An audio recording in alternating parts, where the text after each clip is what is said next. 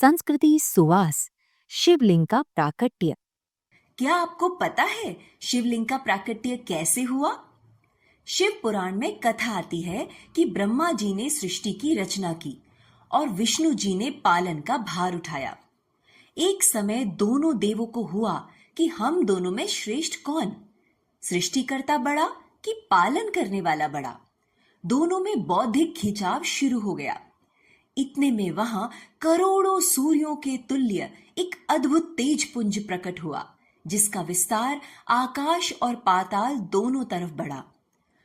उसमें से आदेश आया कि हे देवों, जो इसका अंत पाकर जल्दी आएगा वह दोनों में से बड़ा होगा। ब्रह्मा जी आकाश की ओर और विष्णु जी पाताल की ओर तीव्र गति से चले।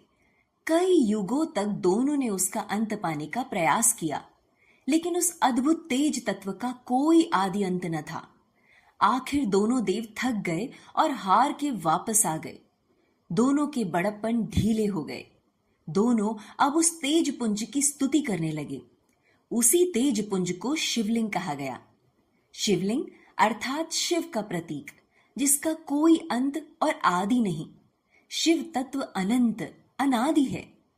दो महाशक्तियों में संघर्ष हो रहा था। उस संघर्ष को शिवलिंग ने एक दूसरे के सहयोग में परिणत कर दिया। सृष्टि में उथल पुथल होने की घटनाओं को घटित होने से रोकने की जो मंगलकारी घड़ियां, जो कल्याणकारी रात्रि थी, उसको महाशिवरात्रि कहते हैं। बाद में इस तेज पुंज से ओम की ध्वनि प्रकट हुई। सृष्टि की रचना के बाद कालांतर में पृथ्वी पर ज्योतिर्लिंगों का प्रादुर्भाव भी इस तेज पुंज के प्रभाव से हुआ। आज भी यदि कोई शिवलिंग बनाकर उसकी पूजा करता है, उसे शिव की पूजा ही माना जाता है। पृथ्वी पर शिवलिंग के स्थापन का जो दिवस है, भगवान शिव के विवाह का जो दिवस है, और जीव शिव के मिलन में मदद करने वाले ग्रह नक्षत्रों के योग का जो दिवस है, वही है महाशिवरात्रि का पावन दिवस। 4 महारात्रियां हैं: जन्माष्टमी, होली, दिवाली और शिवरात्रि। अन्य उत्सवों में खाने पीने मिलने जुलने का महत्व होता है, लेकिन शिवरात्रि महोत्सव व्रत, उपवास एवं तपस्या का दिन है।